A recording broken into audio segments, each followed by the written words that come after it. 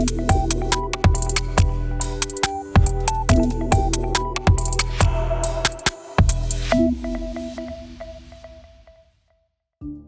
日係10月20號星期一 HKG 報今日推介同大家講下香港國際機場喺今日凌晨發生一宗罕見嘅事故。民航意外調查機構已經將事件定性為意外，並且多方面展開詳細嘅調查。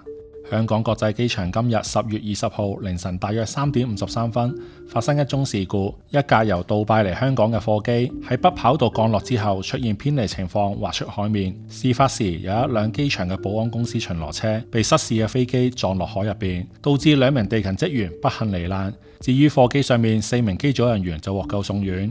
機管局今朝上晝10點就事故交代情況，機管局機場運行執行總監姚兆聰就表示啦，機管局對於2名員工離世深表歉意，會盡一切嘅努力幫助佢屋企人度過最困難嘅時期。2名遇難嘅員工分別喺機場服務咗7年同埋12年。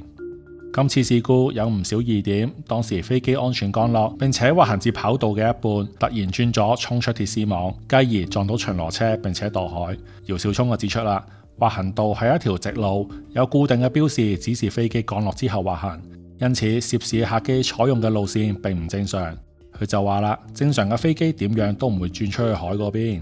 姚兆聰又指，根據現場嘅資料，事發時天氣同埋跑道嘅情況都適合運作。佢話當時跑道同埋能見度良好，氣象條件適合飛行。